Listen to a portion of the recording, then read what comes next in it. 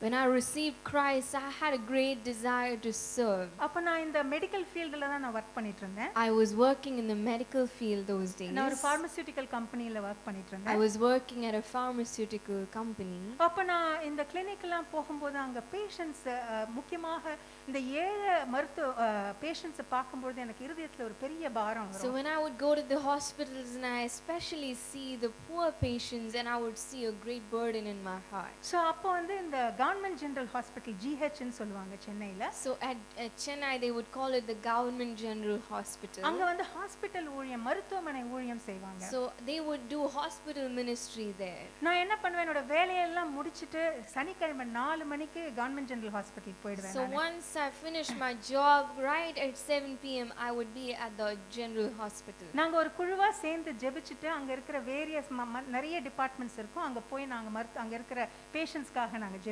So we would pray as a group and we would go into various departments to pray over the patients. அங்க பாத்தீங்கன்னா பல நாள் அந்த நோயாளிகள் பல மாதங்களாக அந்த மருத்துவமனையில இருப்பாங்க. And if you see, there would be patients who would be there for nearly many months. முக்கியமாக இந்த கால் முறிவு சம்பந்தப்பட்ட அந்த வார்டுக்கு நாங்க போய் ஜெபிப்போம். Especially I would go to the orthopaedic ward. orthopedic ward. அந்த இடத்துல பாத்தீங்கன்னா அவங்க ரொம்ப மாசமா அங்க இருப்பாங்க ஏன்னா அங்க அந்த வியாதி சரியாகிறதுக்கு நிறைய நாட்கள் ஆகும். So they would be there for many months because for them to heal it will take such a long time. So அப்படியாக ஒரு வாலிப பெண்ணை நான் சந்திச்சேன். So I met like that a young woman. அவ கால்ல பாத்தீங்கன்னா ஒரு பெரிய ஒரு கம்பி போடப்பட்டிருந்தது. And they had placed a big rod in her leg. நாங்க போய் அவங்கள விசாரிச்சு ஜெபிக்கும் பொழுது அவங்களோட பேரை வந்து ஒரு சின்ன ஒரு புத்தகத்துல நாங்க எழுதிப்போம். I usually write down names when I go to pray and when I met with her. So ஏன்னா அவங்க திரும்ப வந்து அவங்களுக்காக ஜெபிக்கும்படியாக. So when we come again we may be able to pray again. So அப்படியாக இந்த பெண்ணை பார்த்து நான் பேசிட்டு அம்மா உன் பேர் என்ன அப்படினு சொல்லி கேட்டேன். So likewise when I was looking at this young girl and I asked her, what is your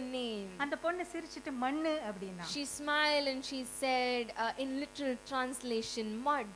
எனக்கு ஒண்ணுமே புரியல. உன் பேர் என்னன்னு கேட்டேமா. I said, I ask you what your name is. அந்த பொண்ணு சொன்னா என் பேர் மண்ணு ஆண்டி அப்படினா. And she says my name is Man, which means mud. எனக்கு ஒரு நிமிஷம் ஒண்ணுமே புரியல. என்னமா இப்படி எல்லாம் கூட பேர் வைப்பாங்களாமா? So I was wondering, will they even keep these sort of names?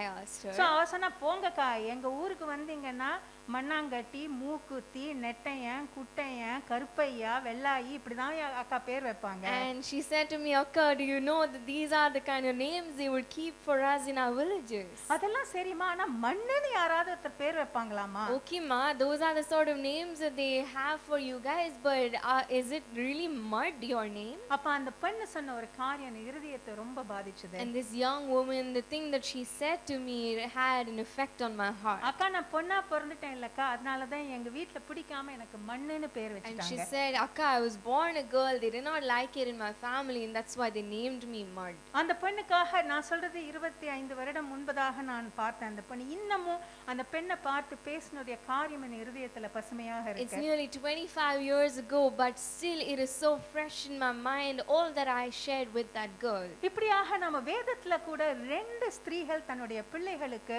துக்கம் அப்படிங்கிற ஒரு பேர் வைத்திருக்கிறத நம்ம பார்க்கலாம். We see in the Bible nearly 2 women naming their child as sorrow. ஆதியாகமம் 35:18வது அதிகாரத்துல இப்படியாக பார்க்கிறோம். In Genesis 35:18 we see like this. மரண காலத்தில் அவள் ஆத்துமா பிரியும்போது அவள் அவனுக்கு பெனானி என்று பெயரிட்டாள். அவன் தகப்பனோ அவனுக்கு பென்யமீன் என்று பெயரிட்டான். Rachel was about to die, but her last breath she named the baby Ben-Oni, which means son of my sorrow. But the baby's father, however, called him Benjamin, which means son of my right hand. இந்த இடத்துல Rachel அந்த பிள்ளை பெறும் பொழுது அவளுக்கு வந்த அந்த துக்கத்தினால் அவள் மரித்து போனாள். ஆனால் அந்த பிள்ளைக்கு துக்கம் என்று பெயரிட்டாள் அவள். So Rachel was about to die, but in that moment she named her child sorrow. அவளுக்கு பெனோனி என்று பெயரிட்டாள். She named him Benoni. அப்படி என்றால் துக்கம் என்று அர்த்தம், துக்கத்தின் மகன் என்று அர்த்தமாகும். Which means son of my sorrow. ஆனால் இந்த இடத்துல அவன் தகப்பனோ உடனடியாக அவனுடைய பெயரை பென்யமீன் என்று மாற்றி விட்டான். But you see the father immediately changing the name into Benjamin. ஏனென்றால் அவன் துக்கத்தோடு இருக்க வேண்டிய அவசியம் இல்லை. அவன் சக்தி நிறைந்த ஒரு மகனாக எனக்கு உதவுகிற ஒரு மகனாக இருக்க வேண்டும் என்று அவங்க அப்பா உடனே பாத்தீங்கன்னா அவனோட பேரை மாத்திட்டாரு. So the father immediately intended for the son not to be a son of sorrow but a son who will be a right hand to the father. நீங்க நீங்க அதுக்கப்புறமா பாத்தீங்கன்னா இந்த மகன் மூலமாக தான் யோசேப்பின் மூலமாக அவனுக்கு அவனுடைய கண்களுக்கு தயவு கிடைத்த அந்த அந்த கதையை நாம பார்க்கிறோம். And then you see the story goes on that through him favor is found for Joseph. இந்த எபிரேய கலாச்சாரத்துல பாத்தீங்கன்னா In Hebrew culture, if you would see, யாராவது ஒரு நபருக்கு பெயர் வைக்கும் பொழுது when they name somebody, அவர்களுக்கு என்ன பெயர் வைக்கிறார்களோ அது அவர்களுடைய தலைவிதியையே மாற்றும் என்று அவர்கள் நம்பினார்கள். they believe that whatever they name the child, that would be their fate. இப்படிதான் ஒன்று நாளாகமத்துல நாம் 4வது அதிகாரத்துல பார்க்கும் பொழுது So in First Chronicles 4, அந்த you இடத்துல see, அந்த இந்த புத்தகத்தை எழுதினவர் பாத்தீங்கன்னா நீங்க அந்த புத்தகத்தை படிக்கும் பொழுது அநேக பெயர்களை அந்த இடத்துல நாம பார்க்கலாம். if you would read through this book, you would see that many names are mentioned there. அந்த யூதா கோத்திரத்தின் சந்ததிகளை பற்றி அந்த நாமங்களை அந்த இடத்துல நாம பார்க்கலாம். You see the names of the generations of Judah. அந்த நாமங்கள் மத்தியில திடீரென்று பார்த்தால் யாபேஸ் என்ற ஒரு நாமத்தை நாம் பார்க்கிறோம். And then you see suddenly there's a name called Jabez. நாம் 4வது அதிகாரம் 9வது வசனத்தில் இப்படியாக பார்க்கிறோம். யாபேஸ் தன் சகோதரனை பார்க்கிலும் கனம் பெற்றவனாய் இருந்தான். அவன் தாய் நான் துக்கத்தோடே அவனை பெற்றேன் என்று சொல்லி அவனுக்கு யாபேஸ் என்று பெயரிட்டாள். Jabez was more honorable than his brothers. His mother had named him Jabez, saying, I gave birth to him in pain. யாபேஸ் என்றால் துக்கம் என்று அர்த்தமாகும். Jabez meant I gave birth in pain, sorrow. துக்கம் அல்லது வலி என்று It அர்த்தமாகும். is sorrow or pain. நமக்கு தெரியும் ஒரு பிள்ளை பிறக்கும் பொழுது ஒரு தாய்க்கு எப்பேற்பட்ட வலி இருக்கும் என்று. We know that when a child is birthed, the pain that a mother undergoes. ஆனால் அந்த வலி நிமித்தமாக ஒரு தாய் தன்னுடைய குழந்தைக்கு துக்கம் என்று பெயர் வைக்க முடியுமா? But can a mother name her child sorrow due to that pain? நம்முடைய வேதாகமத்தில் அவ எதன் காரணமாக இப்படியாக தன்னுடைய பிள்ளைக்கு துக்கம் என்று பெயர் வைத்தாள் என்று போடப்படவில்லை. The Bible does not mention for which reason she is naming the child sorrow. ஒருவேளை அவள் வலியின் காரணமாக துக்கம் என்று பெயரிட்டிருக்கலாம். Maybe because of her own pain. இல்லை என்றால் அவளுடைய வாழ்க்கையில ஏதோ ஒரு போராட்டத்தின் நிமித்தமாக தன்னுடைய பிள்ளையை பெற்ற பொழுது அதற்கு துக்கம் வலி என்று அவள் பெயரிட்டிருக்கலாம். Maybe because of some sorrow or challenge in her life while she gave birth, she would have named the child such as this. ஒரு தாய் ஒரு குழந்தைக்கு ஒரு பெரிய ஒரு பரிசு கொடுக்க முடியும் அப்படின்னு சொன்னீங்கன்னு பாத்தீங்கன்னா அந்த குழந்தை பெக்கும் பொழுது அதுக்கு கொடுக்கப்படுற பெயர் தான். If the mother can give a good gift to the child, it is a name that she christens the child with. இந்த காலத்துல கூட பாக்குறோம் நம்ம யங் பேரண்ட்ஸ் பாத்தீங்கன்னா குழந்தை பெக்கும் பொழுது அதுக்கு முன்னாடியே ஆராய்ச்சி செய்யறாங்க. எதை ஆராய்ச்சி செய்யறாங்களோ இல்லையோ தான் வரகிற குழந்தைக்கு என்ன பெயர் வைக்கலாம் அப்படின்ட்டு என்னோட பெயர் ஸ்டார்ட் பண்ணா என்னோட குழந்தை பேரும் ஏலியே ஸ்டார்ட் பண்ணணும் அப்படின்னு பலவிதமான ஆராய்ச்சிகளை செய்யறாங்க. In this day and age, you see that young parents doing a lot of research, and if they say that parent's name starts with A, I need to do the name with A as well. ஒருவேளை யாபேஸ் இந்த காலத்துல இருந்திருந்தானா தன் பேரை கூட மாத்தி வச்சிருப்பாருன்னு நினைக்கிறேன் நான். If Jabez was in this time and age, he would have changed his name quickly. நம்ம செய்தித்தாள்ல கூட அநேக நேரத்துல நம்ம பார்க்கிறோம் சில பேருக்கு அவங்க பெயர் பிடிக்கலனா போய் அந்த ஸ்பெல்லிங் எல்லாம் மாத்திடுறாங்க அப்படியே. Sometimes we see on the newspapers that if they do not like their name, they go and change the spellings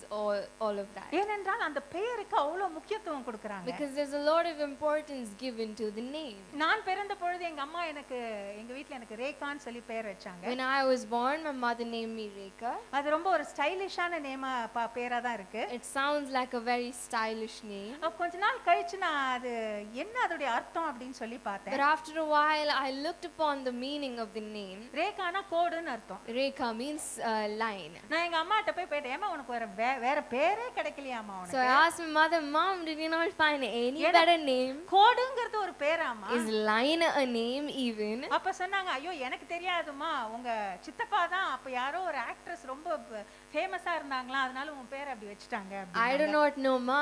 When you were born, your uncle thought a famous actress was there, and so we named you after her. ஒரு போதகர் இருந்தாரு. And there was a pastor. அவர் America தேசத்துக்கு அவர் பிரசங்கம் பண்ணதுக்கு அவர் அழைச்சாங்க.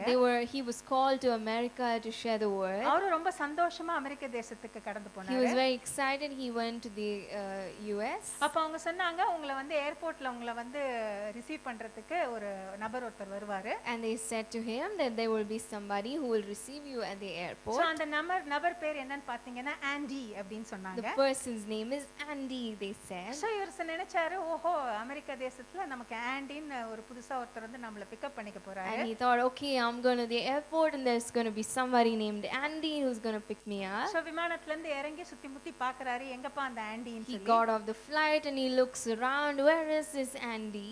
So அந்த இடத்துல பாத்தீங்கன்னா நம்ம ஜோரா நம்ம ஊர்க்கார பையன் ஒருத்தன் அங்க இருந்து And வராரு. then you see there's a very local boy that's coming toward him there. Hello pastor, I am Andy. And he says, hello pastor, I'm Andy.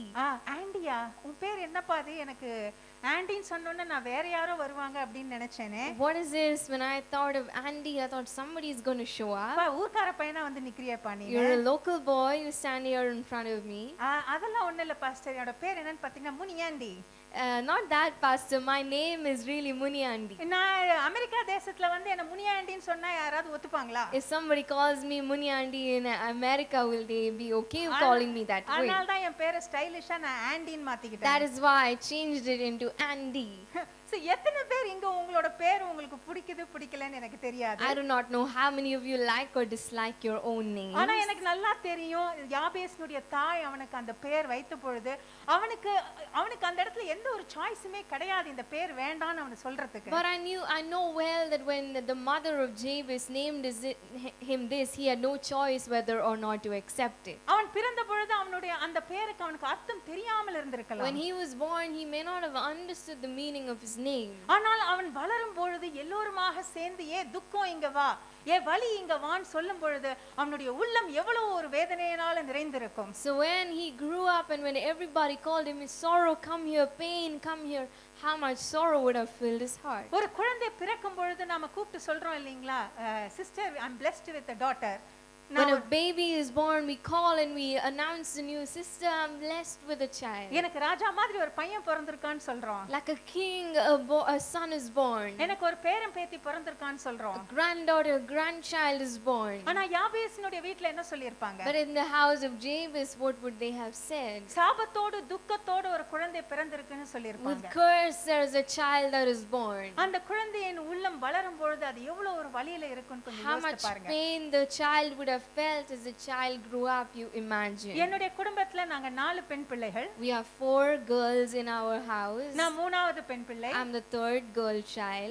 நான் மூன்றாவது பெண் குழந்தை பிறந்த பிறகு when I was born as a third girl child, அந்த doctor போய் எங்க அப்பா கிட்ட சொல்லிருக்காங்க. The doctor went to my father and said, உங்களுக்கு மூணாவது பொண்ணு பிறந்திருக்கு ஐயா. Your third child is also a girl, father. எங்க அப்பா அப்படியே போய் குப்புறப்படுத்திட்டாராம். And they said my father just went and slept. So அப்ப எங்க அம்மா என்கிட்ட சொல்லுவாங்க, அன்னைக்கு உங்க அப்பா குடிக்க ஆரம்பிச்சது. So my mother would tell me that is the day on which your dad began drinking. நான் ஒவ்வொரு வருடமும் வளரும் பொழுது எங்க அம்மா கணக்கு பண்ணி சொல்லுவாங்க. And when I would grow up, every year that passes by, my mom would calculate and say. நான் 10 வயசு இருக்கறப்ப எங்க அம்மா சொல்லுவாங்க, நீ பிறந்து 10 வருஷம் ஆச்சு உங்க அப்பா குடிக்க ஆரம்பிச்சு. And when I was 10, my mom would say it's been 10 years since your dad began drinking. 40 வயசு ஆனப்போ எங்க அம்மா திரும்பவுமா வந்து 40 வயசு ஆச்சு அப்படினாங்க. When I turned 40, my mom would tell me it's been 40 years.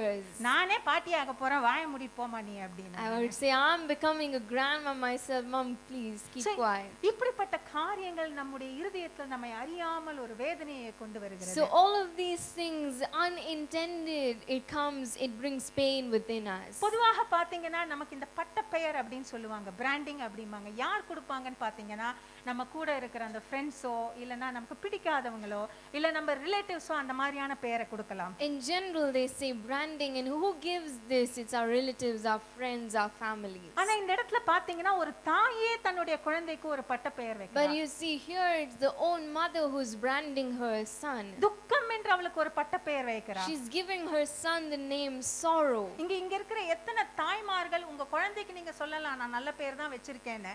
Here many of you mothers would tell I've kept a good name for my child. ஆனா உங்களுடைய குழந்தைகளை பத்தி நீங்க பேசும்பொழுது எத்தனை தடவை அவர்களை நீங்க பட்ட பெயர் வைத்து அவர்களை கீழே தள்ளி இருக்கீங்க. But when you speak of your children, how many times do you call them names and brand them with other names? உங்க குழந்தை படிக்காத பொழுது எத்தனை பேர் நீ முட்டாள்னு சொல்லிருக்கீங்க. When your child doesn't study, how many of you have called your child foolish? வேலைக்கு போகாம இருக்கும்போது நீ ஒண்ணுக்கும் உதவாத தண்டோன்னு எத்தனை பேர் சொல்லிருக்கீங்க? When the child does not go to the job, how many of you have called the child useless, fit for nothing? எத்தனை கணவன்மார்கள் உங்கள் மனைவிகளை பார்த்து நீ முட்டாள் ஒன்றுக்கும் உதவாதவன் சொல்லிருக்கீங்க? How many husbands have looked at the wives to say you are foolish, you know nothing?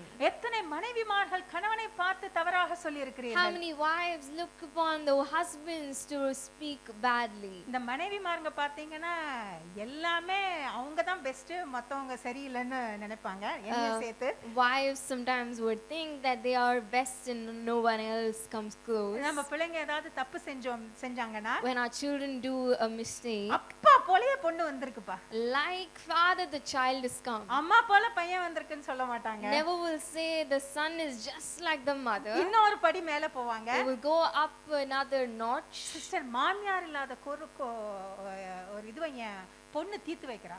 Whatever the lack is of my mother-in-law, my daughter is fitting that in. அப்படிதான் சொல்லிக்கிட்டு இருப்போம் நம்ம. That is how we will talk of them. இப்படிப்பட்ட எத்தனை பேர்களை சொல்லி நம்முடைய குழந்தைகளை நாம கூப்பிட்டுருக்கோம். How many names do we have when we call our children? இப்ப இருக்கிற வாலிப பிள்ளைகளை பாத்தீங்கன்னா, now you see young people, அவங்க ரொம்ப ஒரு பரிதாபமான நிலைமையில இருக்காங்க. they are in a sort of a difficult state. அவங்க எவ்வளவு ஒரு கஷ்டமான சூழ்நிலையில போயிட்டு இருக்காங்க, நம்மளால வார்த்தையினால விவரிக்கவே முடியாது. We cannot describe in words the kind of path, the challenging path they are going through. அவங்களுடைய friends மத்தியில அவங்களுக்கு எவ்வளவு ஒரு போராட்டம். Amongst their friends, the challenges that they have. அவங்களுக்குள்ளாக எத்தனை விதமான கனவுகள். How many dreams within them. ஆனா அந்த கனவுகளை எல்லாம் நிறைவேற்ற முடியாத குடும்ப சூழ்நிலை. But a family situation that does not fulfill those dreams. நான் சின்ன பெண்ணா இருந்திருக்கப்ப நான் யோசிச்சிருக்கேன். When I was a child, I have thought so. என் தங்கையை பார்த்து நான் சொல்லுவேன், I would look at my younger sister and say, நம்ம பக்கத்து வீட்லயாவது பிறந்திருக்கலாம். we should have been born in the next household. எத்தனை பிள்ளைகள் இந்த காலகட்டத்துல அப்படியாக யோசித்துக் கொண்டிருக்கிறார்கள். How many young people are thinking so right now in this time? எனக்கு மட்டும் ஏன் இப்படி ஒரு அப்பா? Why a father like this for me? எனக்கு மட்டும் ஏன் இப்படி ஒரு குடும்ப சூழ்நிலை? Why a family situation like this for me? என்னுடைய வாழ்க்கையில இவ்ளோ கனவுகள் இருக்கே. So many dreams in my life. ஆனால் என் கனவுகள் எதுவுமே நான் சாதிக்க முடியாத ஒரு சூழ்நிலையாக இருக்கு. But a situation in which I'm unable to achieve my dreams. இப்படிப்பட்ட சூழ்நிலையில நம்முடைய வாலிப பிள்ளைகள் போய் கொண்டிருக்காங்க. Our young people are going through a situation like this. ஆனால் இன்றைக்கு அந்த வாலிப பிள்ளைகளை பார்த்து நான் ஒரு கேள்வி கேட்க விரும்புறேன். But I want to ask a question to all the young people right now. உங்களை சுத்தி இருக்கிற நபர்கள் இப்படியாக உங்களுக்கு பலவிதமான பட்ட பெயர்களை சொல்லி கூப்பிடும் பொழுது, when the people around you brand you with names, நீங்கள் அதை ஏத்துக்கொள்றீங்களா? do you accept it? அந்த இடத்துல தான் நாம் யாபேசின் வித்தியாசத்தை நாம் பார்க்கிறோம். That is where we see the difference, the distinction in Jabez. இந்த இடத்துல அழகாக அந்த வசனம் சொல்லுகிறது. Here the verse beautifully says, யாபேஸ் இஸ்ரவேலின் தேவனை நோக்கி, தேவரீர் என்னை ஆசீர்வதித்து என் எல்லையை பெரிதாக்கி உமது கரம் என்னோடு இருந்து தீங்கு என்னை துக்கப்படுத்தாதபடிக்கு அதற்கு என்னை விலக்கி காத்தருளும் என்று வேண்டிக் கொண்டான். அவன் வேண்டிக் கொண்டதை தேவன் அருளினார். Jabez cried out to the God of Israel, "Oh, that you would bless me and enlarge my territory.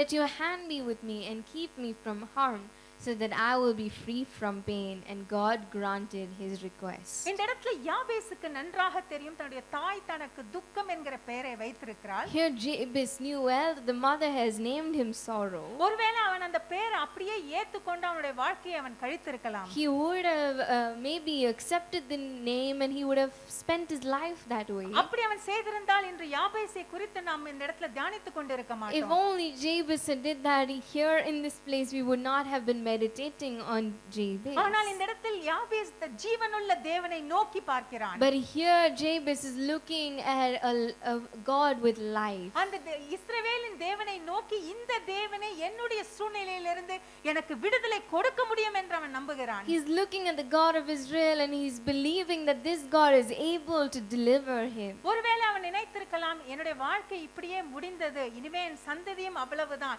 நான் இப்படியே துக்கத்திலேயே நான் இருக்க வேண்டும் என்று அவன் நினைத்திருக்கலாம். He may have thought, this is how my life has to go and I must spend my life and finish it in sorrow. அவனுடைய தாய் அவனுடைய தலையெழுத்து இதுதான் என்று சொன்ன பொழுது, இஸ்ரவேலின் தேவன் என்னுடைய தலையெழுத்தை மாற்ற முடியும் என்று அந்த ஜெபத்தை யாபேஸ் ஏறெடுத்தான். When Jabez's mother thought that this was the fate, Jabez believed that God was able to change his fate. இந்த இடத்துல நான்கு அழகான ஒரு ஜெபத்தை நாம் பார்க்கிறோம். There are 4 beautiful prayers in this place. முதலாவது யாபேஸ் தன்னை ஆசீர்வதிக்க வேண்டும் என்று இஸ்ரவேலின் தேவனை நோக்கி கேட்கிறான். Firstly, Jabez prays for God's blessing. ஏனென்றால் அவனுக்கு நன்றாக தெரியும் உண்மையான ஆசீர்வாதம் தேவனிடத்திலிருந்து மட்டும் தான் வரும் என்று. Because Jabez believed that his true blessings can only come from God. நாம் யாருக்காக ஜெபிக்க போகும் பொழுது, when we go to pray for somebody, நாம் அப்படியே அவங்களுக்காக ஜெபிப்போம். ஆண்டவரே இவர்களை ஆசீர்வதியும். we pray so well, God bless them, அவருடைய தேவைகளை எல்லாம் சந்தியும், meet all of their needs. அப்படியாக மனதுருகி நாம ஜெபிப்போம். we pray out of a Lord of compassion and ஆனா mercy. நம்ம உள்ளத்துல ஒரு கேள்வி போயிட்டு இருக்கும். But in our hearts we would have the question, எனக்காக யார் ஜெபிப்பா? who is going to pray for me?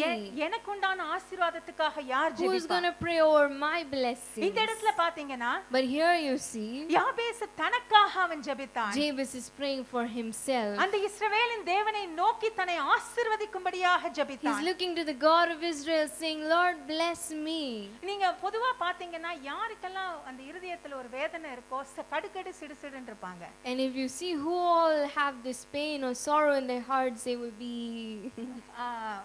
like a 6 o'clock face. 6 o'clock face. அவங்க பாத்தீங்கன்னா அவங்க பேசினாலே அப்படியே தேள் கொடுக்கிற மாதிரி இருக்கும். It will be as though a scorpion is stinging when they speak. ஏன்னா அவங்க உள்ளத்துல பாத்தீங்கன்னா அவ்வளவு வேதனை. There is so much sorrow in their hearts. அவங்களும் நல்லா இருக்க மாட்டாங்க. They also will not be well. மத்தவங்களும் நல்லா இருக்கணும்னு விரும்ப மாட்டாங்க. They would not intend for others to be well. ஆனால் யாபேசோ, but Jabez, எனக்கு துக்கம் என்று பெயரிட்ட என்னுடைய அந்த தாயின் காரியம், the mother who has named me sorrow, அது என்னோடே கூட முடியணும். that must end with me. அது மட்டுமல்ல, எனக்கு ஒரு சாபமாக வந்த இந்த காரியம் ஆசீர்வாதமாக மாற வேண்டும் என்று நினைத்தான். And not just that, but whatever has come as a curse must turn into a blessing, he thought. அவன் இந்த இடத்தில் தன்னை மட்டும் நினைக்கவில்லை. He did not think only of himself. தன் குடும்பத்தை நினைத்தான். He thinks of his family. தன் சந்ததியே அவன் நினைத்தான். He thinks of his generations. ஒருவேளை இந்த காலை வேளையில, maybe this morning, உங்களுடைய இருதயத்துல எப்பேற்பட்ட கவலை, கஷ்டங்கள், கண்ணீர் இருக்குன்னு எனக்கு தெரியாது. I do not know what sort of tears, sorrow, pain is in you. ஒருவேளை நீங்க சொல்லலாம், என்னுடைய தாய் எனக்கு துக்கம்னு பேர் வைக்கல. Maybe you might say, my mother did not name me sorrow. ஆனா என்னுடைய வாழ்க்கையே துக்கமா தான் இருக்கு. But my life in itself is sorrow. என் வாழ்க்கையே வலிகள் நிறைந்ததாக இருக்கு. My life in itself is full of pain. இந்த காலை வேளையில ஒருவேளை நீங்க அப்படி சொல்லுவீங்கன்னா, in this morning if you would say so, யாபேசின் தேவன் நம் தேவனாக the இருக்கிறார். God of Jabez is our God. யாபேசை ஆசீர்வதித்த தேவன் நம்மை ஆசீர்வதிக்க அவர் இருக்கிறார். God who blessed Jabez is there to bless us. நாம் இந்த நேரத்துல கரங்களை உயர்த்துவோமா? Shall we lift our hands right now? உங்கள் இருதயத்தில் என்ன காயங்கள் இருந்தாலும், whatever hurt may be in your heart, என்ன வலிகள் இருந்தாலும், whatever pain may be in your heart, யாபேஸ் அந்த இஸ்ரவேலின் தேவனை நோக்கி கூப்பிட்டது போல, when Jabez cried out to the God of Israel, நாமும் தேவனை நோக்கி கூப்பிடுவோம். today as well, let's cry out to this God. இயேசுவே, என்னுடைய வலியை உம்மிடத்தில் நான் கொண்டு வருகிறேன். Jesus, I bring my pain to you. என்னுடைய வேதனையை உம்மிடத்தில் நான் கொண்டு I வருகிறேன். bring my sorrow to you. என் துக்கமான சூழ்நிலையை உம்மிடத்தில் நான் கொண்டு I bring வருகிறேன். my sorrowful situation to யாபேசை you. எப்படி நீர் ஆசீர்வதித்தீரோ, Just the way you blessed Jabez. என்னுடைய இந்த சோகத்தின் நாட்களை முடித்து End these sorrowful days. என்னை ஆசீர்வதியும். And you bless me, God. And the congregation says amen. Amen. Hallelujah. Let's clap our hands and give glory to God. அடுத்ததாக நீங்க பாத்தீங்கன்னா இரண்டாவது ஒரு அழகான ஜெபத்தை கேக்குறாரு. And then you see another beautiful prayer தேவாயின் request. எல்லைகளை நீ பெரிதாக்கும். And he says, enlarge my territories. இப்போ இந்த உலகத்துல பாத்தீங்கன்னா நிறைய பிரின்சிபல்ஸ் சொல்றாங்க. Now you see in this world there are a lot of principles. நீங்க ஒரு வெற்றிகரமான வாழ்க்கை வாழ வேண்டும் என்றால், If you want to live a victorious life, இந்த 4 காரியத்தை பண்ணுங்க. do these 4 things. இந்த 5 காரியத்தை பண்ணுங்க. Do these 5 things. இந்த 10 காரியத்தை பண்ணுங்க. Do these 10 things. மார்க்கெட்ல அப்படிப்பட்ட புக்ஸ் எல்லாம் அவேலபிளா A lot of books like this available in the market. ஆனா இந்த இடத்துல யாபேஸ் எப்படி But ஜெபிக்கிறான்? today how is Jabez praying in this என்னுடைய place? எல்லைகளை எல்லைகளை பெரிதாக்கும். Lord, enlarge my territories. ஒருவேளை நீங்க நினைக்கலாம் அவன் ஒரு செல்ஃபிஷான ஒரு சுயம் நிறைந்த ஒரு ஜெபத்தை கேக்குறானோ. You may think he's asking a selfish request. ஆனா இந்த இடத்துல ஒரு சுயநலம் இல்லாத ஒரு ஜெபத்தை அவன் ஜெபிக்கிறான். But here he's praying a selfless prayer. நான் சொன்னது போல அந்த துக்கம் அவனுடைய வாழ்க்கையிலே முடிந்து ஆசீர்வாதமாக தொடங்க வேண்டும் என்று நினைத்தான். Like we said, he intended for the curse to end and become a blessing in his life. அது தன்னுடைய வாழ்க்கையில மட்டுமல்ல, and not just in his life, தன் குடும்பத்தார் வாழ்க்கையிலும், but in the lives of his family, தான் சுற்றி இருக்கிறவருடைய வாழ்க்கையிலும், but in the lives of people around him, அவனுடைய சந்ததி முழுவதுமாக அது ஆசீர்வாதமாக இருக்க வேண்டும் என்று நினைத்தான். and in all of his generations to come, he wanted it to be a blessing. இன்றைக்கு நாமும் கூட அப்படிப்பட்ட சுயநலமற்ற ஜெபத்தை ஜெபிக்க வேண்டும். Today we too need to pray a selfless prayer like that. இது நம்மை குறித்து மட்டுமல்ல, and this is not just about us. நாம் நன்றாக இருக்கும் பொழுது, when we are well, நம்முடைய குடும்பம் ஆசீர்வதிக்கப்படுகிறது. our family is blessed. நம் குடும்பம் மூலமாக சபையை ஆசீர்வதிக்கிறோம். through our family we bless the church. நம் சபை மூலமாக சமுதாயத்தை through ஆசீர்வதிக்கிறோம். the church we bless the community. இந்த சமுதாயம் மூலமாக நாம் இந்திய தேசத்தையே இயேசுவின் அன்புக்கு நாம் எடுத்துச் செல்கிறோம். through the community we take the love of Jesus to the nation. இந்த காலையில வேளையில கூட அப்படிப்பட்ட ஒரு சுயநலமற்ற யாபேசின் ஜெபத்தை நாம் ஜெபிப்போமாக. so this morning let us like Jabez pray a selfless prayer. அடுத்ததாக மூன்றாவதாக, and then thirdly, அவன் மனிதனுடைய பலத்தை அவன் நாடவில்லை. he is not seeking the strength of man, அவன் தேவனுடைய கரம் தன்னோடு கூட இருக்க வேண்டும் என்று நினைக்கிறான். but he desires God's hand to be with him. தனக்கு ஒத்தாசி வரும் பர்வதம் மேல அவன் நோக்கி பார்க்கறான். he looks to the place from where his help comes from. நமக்கு உதவி செய்வதற்கு இந்த உலகத்துல பல பேர் இருக்கலாம். there may be many people in this world to help ஆனா us, அவர்கள் எல்லாம் எவ்வளவு தூரம் நம்ம கூட வருவாங்கன்னு தெரியாது. and we do not know how far a distance they will come with us. ஆனால் நாம் தேவனை சார்ந்து இருக்கும் பொழுது, but when we rely on God, நம்மை அவரிடத்துல நாம் தாழ்த்தும் பொழுது, when we humble ourselves before நாம் எந்த God, வழியிலே செல்ல வேண்டும் என்ற அவருடைய கரம் நம்மை நடத்தும். his hand would lead us to the direction that we need to walk in. 1 பேதுரு 5:6-7 இப்படியாக பார்க்கிறோம். in 1 Peter 5:6 the Bible ஆகையால் says, ஏற்ற காலத்திலே தேவன் உங்களை உயர்த்தும்படிக்கு அவருடைய பலத்த கைக்குள் அடங்கி இருங்கள். humble yourselves therefore under the mighty hand of God that he may exalt you in due our time, உங்களை விசாரிக்கிறபடியினால் உங்கள் கவலைகளை எல்லாம் அவர் மேல் வைத்து விடுங்கள். casting all your cares upon him for he cares for you. So இந்த காலை வேளையில கூட this morning உங்களுடைய கவலைகள், பாரங்கள், கஷ்டங்கள் எல்லாம் அவர் மேல all வைத்திடுங்க. your cares, your worries, your burdens, place it on him. அவருடைய கரம் உங்களை வழி நடத்தும்ங்கற விசுவாசம் நமக்குள்ளாக வரட்டும். let's have a faith that his hand will lead us. கடைசியாக இந்த ஜெபத்தை அவன் ஏறெடுக்கிறான். finally he prays this prayer எல்லா தீங்குக்கும் என்னை விலக்கி காத்தருளும் என்று and he ஜெபிக்கிறான். says, please keep me away from இது evil. எவ்வளவு ஒரு முக்கியமான ஜெபமாக இருக்கிறது இந்த what a crucial காலகட்டத்துல. prayer this is in this time and age. இந்த 2 வருட காலம் இப்படிப்பட்ட ஒரு சூழ்நிலை வழியாக நம்ம போவோம், நம்ம கற்பனை கூட பண்ணி இருக்க we மாட்டோம். hadn't even imagined that we would walk through a situation like this over the இன்னும் past 2 என்னென்ன years. காரியங்கள் நம்முடைய வாழ்க்கையில வரும் நமக்கு தெரியாது. we do not know what else is to come ஆனால் yet, இந்த யாபேசு ஜெபித்தது போல but just like Jabez prayed, நாம் தேவனை நோக்கி கேட்போம். we will look to God and ask, தீங்கு நம்மை துக்கப்படுத்தாதபடிக்கு, help Lord from evil to be away our from me, நம்மோடு கூட இருக்கும்படியாக. for Lord to be with us. இந்த வசனத்திலே அந்த கடைசி வார்த்தை எனக்கு ரொம்பவே பிடிச்ச ஒரு வார்த்தை. The final word in this prayer is my favorite. அதுல பாத்தீங்கன்னா தேவன் அவன் வேண்டிக் கொண்டதே தேவன் அருளினார். The Bible says, and God granted his request. Let's clap our hands and give glory to God.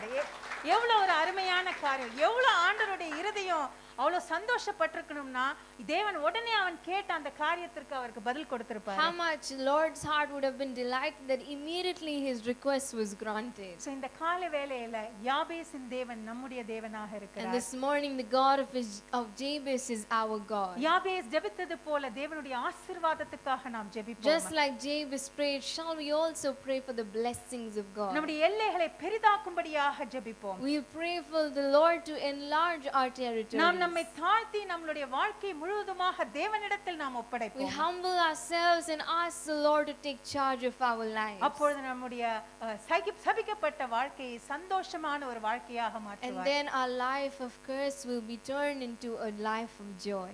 யாபேசின் தேவன் நமது தேவன். The God of Jabez God is bless our you. God. May God bless.